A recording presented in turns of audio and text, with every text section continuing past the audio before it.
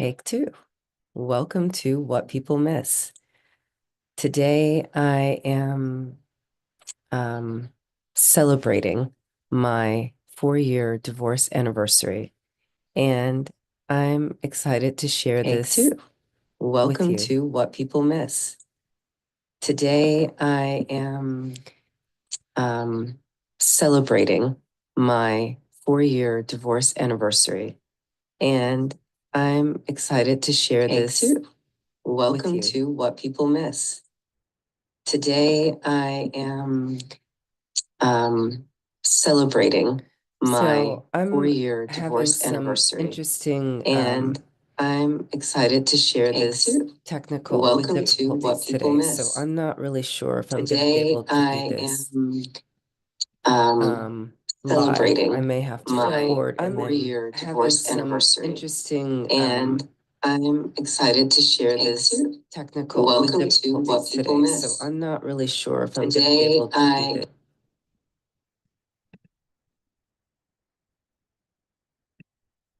Okay, so what I'm going to do is just record this.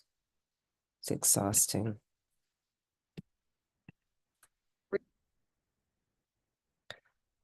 Hello, welcome to What People Miss. Today, I was hoping to do this as a live show, and something else happened. Something different happened. Kind of like when you choose to get divorced, right? But then you got what you wanted, and then there are all these emotions that come up that you don't know what to do with. And so it's interesting that my show is starting like this today because these are the kind of things that I'm going to talk about. And as you can see, I've started to go live about 3 times, a couple of times on Riverside. And Riverside's not connecting. I've tried to do it as a recording. I've tried to do it as a live. And then I've gone through Zoom also. And for some reason it's delayed and then it echoes. And so that I love how these things are happening real time, so you can kind of see the kind of challenges that happen when you choose anything. It doesn't have to be divorce, but in this case, I just happen to be talking about divorce today. So, I just want to begin by saying this show is about the subtleties of life, where life is truly lived. And mm,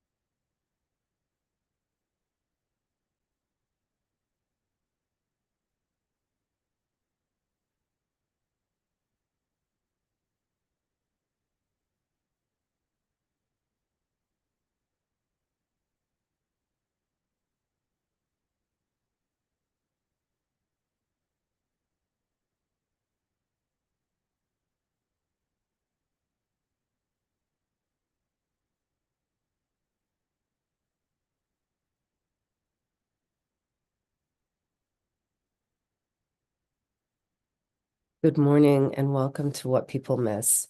Today, I ran into some technical difficulties, and I'm grateful for that because now I'm recording on Zoom as well as going live on Facebook.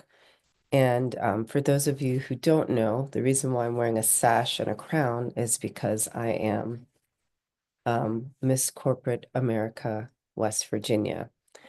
And so for all my speaking engagements, I must show up properly garbed. And so today, you see me wearing my sash and my crown. What I thought about was I'm so grateful, right, that I'm having these technical difficulties this morning because just like when you choose something, anything, it doesn't have to be divorce, things happen that you don't expect. And you have a choice in how you deal with it. You can be, um, you can let it swallow you whole and take away your joy, or you can use it as a springboard for your joy. And so that's what I want to talk about today. What people miss about mothers and divorce is it is,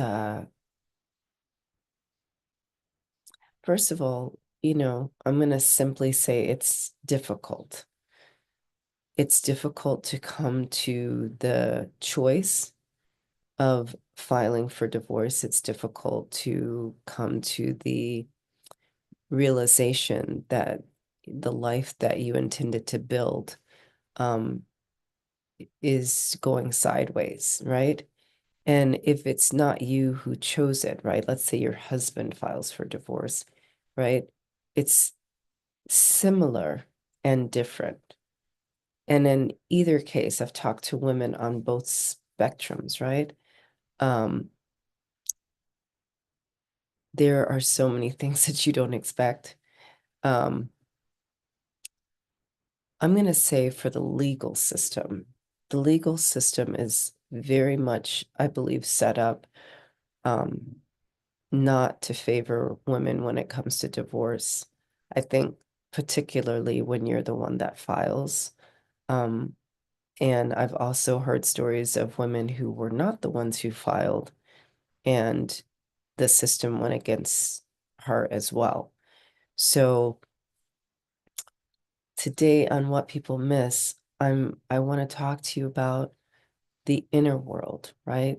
The inner side of mothers and divorce. And I've taken a couple of notes, or I've put together some notes so that you can follow along, take some notes for yourself and see what supports you. Every challenge in life is always an opportunity, first of all, first and foremost. What is an opportunity for? For you to get to know yourself better and to go deeper. And every fiasco is a new development. It's an expansion, and it's a constriction sometimes, I'm not going to sit here and tell you that it's all rainbows and cartwheels and, butterflies. But as you are going through those hurdles and over those hurdles, you can choose to do cartwheels. You can choose to focus on the butterflies. And that is what can give you joy. And so, you've seen me over these past 4 years. I, for the most part, I would say I haven't been hiding, right?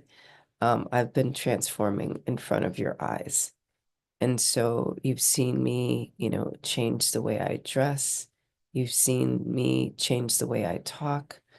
And you may even see me more tired, right? You may see me more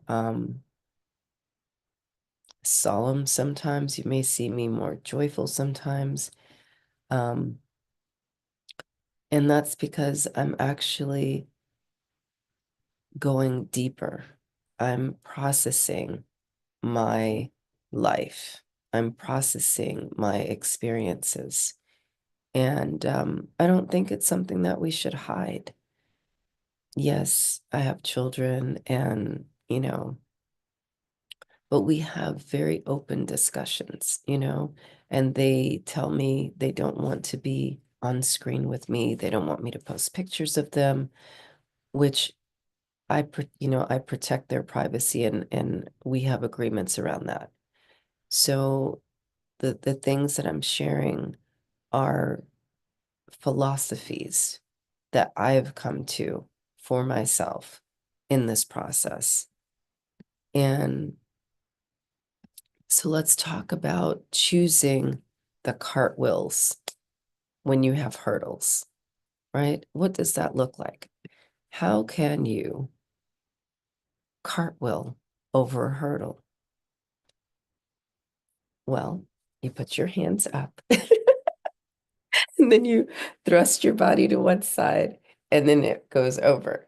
That's how you do a cartwheel. And what that looks like when you're dealing with a situation that just seems unconscionable, that will just knock you over. You get into an A stance and then you raise up your hands and you take a deep breath and you do a cartwheel. And so that's the physical part. And I'm serious about that. I I physically sometimes just chose to do cartwheels. And that's a real thing because in Islam, right, it says that when you're angry, you change your position. So if you're sitting, you want to stand up, right? Or lay down. Just change your position. And so I take that on board. And in my case, sitting, standing, laying down didn't seem to do much. So I decided to do cartwheels. And just by playing, right? Allowing my body to be in play, it changed the way I thought about the situation. And it helped me to refocus on what's really important in the moment. Like, do I need to um, take on board what's happening? Do I need to um, listen to projections of people that don't understand my situation and and add to the pile of negative emotions that I already had going on within, in my heart and make my heart heavier? No, I do not. First of all, you usually don't have the capacity to do that, right? You don't have the capacity to take on anything more than what you're already dealing with. And so when I say to cartwheel, it's a pivot, right? And that cartwheel helps to free up your energy and to rebel, to rebel against what is expected and accepted of from, well, there are a lot of opinions about women who choose divorce or who are divorced. So the first way to use your situation in a positive way is to do cartwheels. Secondly, right, once you do those cartwheels, then get comfortable with being curious. Get comfortable with being curious. And what does curiosity look like? All the things that you were always told were not okay to do them. Like whatever that is. For me, I wasn't told this, right? But for me, I wanted to excavate myself further and to more deeply understand my my sexuality. And so I chose to study Tantra in a Tantra institute. And I've explored Kundalini yoga. I've explored um, somatic sexology and some other things. And here's the thing, it's education, right? So I'm learning about things that I need to know, that I needed to know in my marriage. And now that I'm not married, it's better because I get to know them for myself. I get to experience them for myself, and I don't have to, right? I don't have to share my space, my time, and my body with anybody else. I get to rediscover all of me by myself, for myself, so that when I'm ready, I can magnetize the partner that is for me and who meets my requirements. And I get to know my requirements. So curiosity matters. And this is another thing that people miss. If you're a woman who has, gotten divorced, it doesn't even have to be recent. Mine has been 4 years, right? Pretty recent. Offer yourself curiosity, you know? Offer yourself like different thoughts and wonder, wonder and wander, right? WONDER and WANDER. Within, excavate. It's been such an amazing journey. Like I would have never have accepted this um possibility for Miss Corporate America when I was married. I just wouldn't. I wouldn't have done it. I would have thought it was cool because, it's like I was wearing hijab that time. It's like, oh, how cool would it be to be a hijabi and but I would have lots of constricted ideas about the whole situation. And I'd be I wouldn't actually be able to participate, I'm gonna be honest, because I know the way my situation was, I couldn't have participated, not fully. And so when you offer yourself that curiosity about yourself and you get to go deeper and learn things that might have been taboo or might have been not the norm, right? Not what's acceptable. You you just stop yourself. But I have to say that there's so many things that stop you once you're single. Once you are divorced and a single mom, it's like I had no idea the amount of bias that there is against single and divorced mothers. I had no idea. It's like, there's already racism and there's already this and there's already this, that, different kinds of prejudices. But this one it could crush you. I mean, it's the the judgment, the different level of objectification, the different level of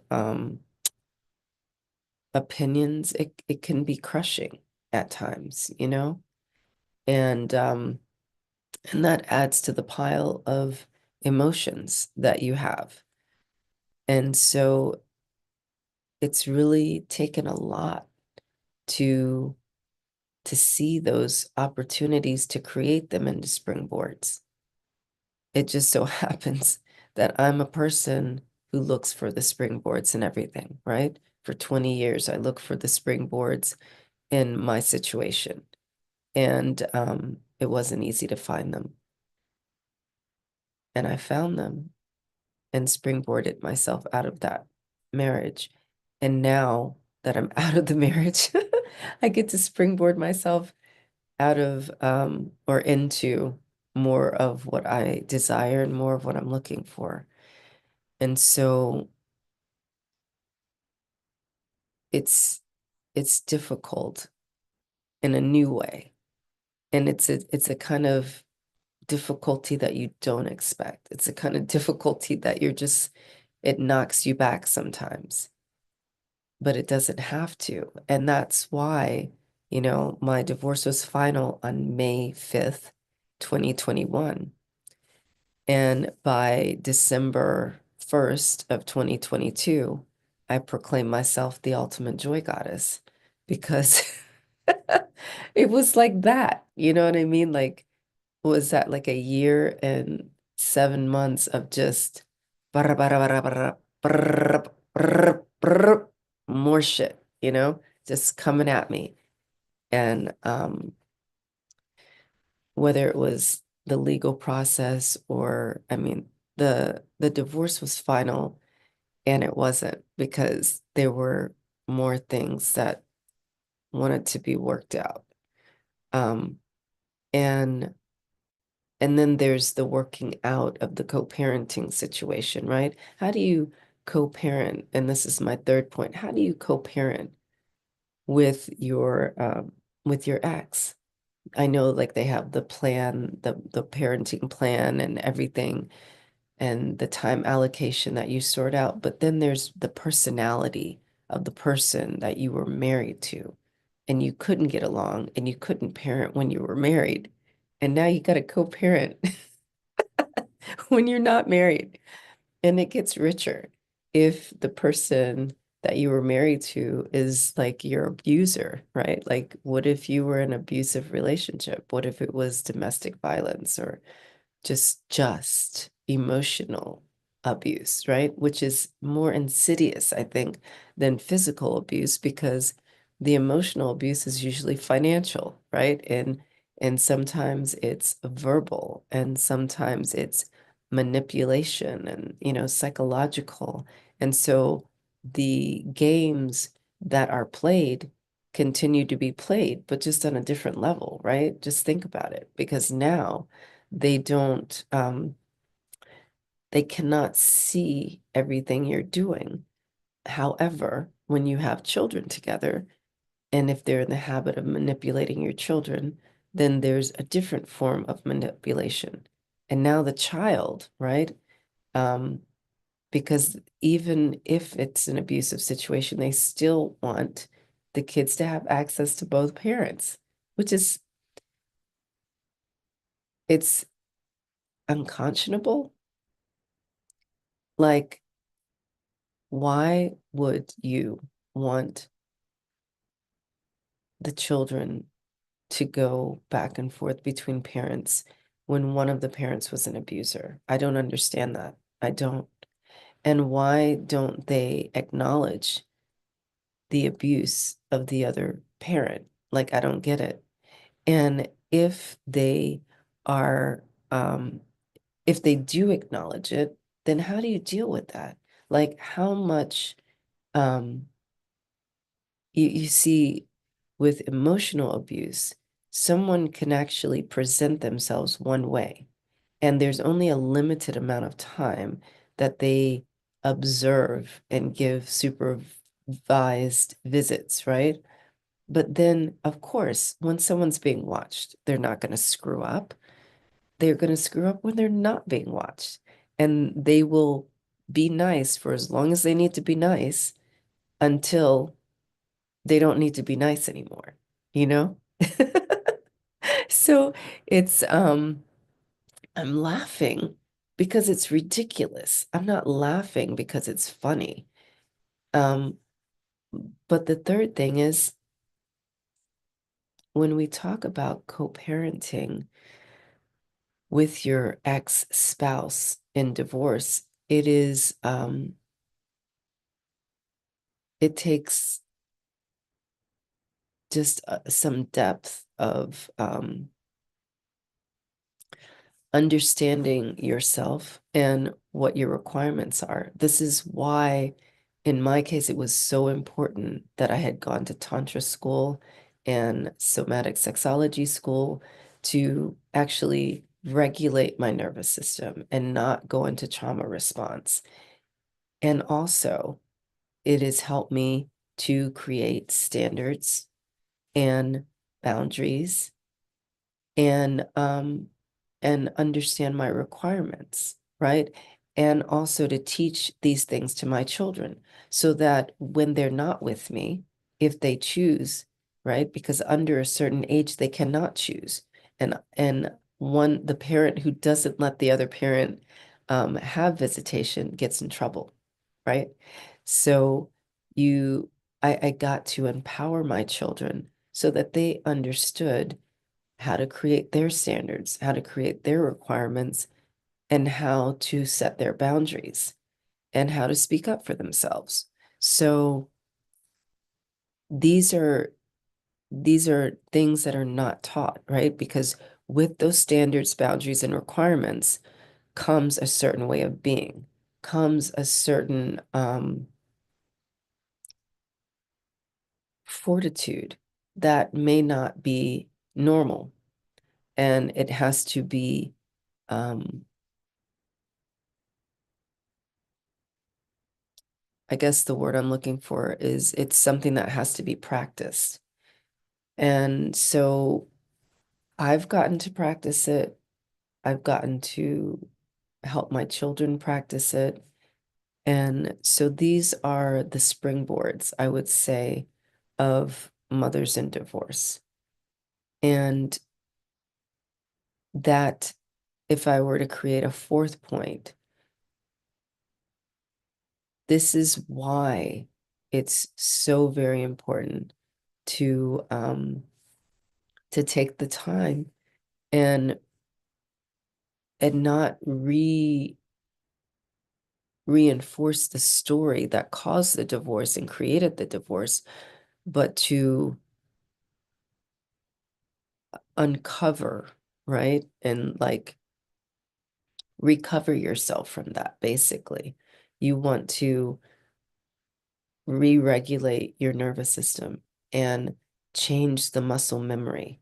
And so I didn't even realize that I was still carrying the story with me. I thought, oh, I'm practiced and, I've regulated my nervous system and all these things.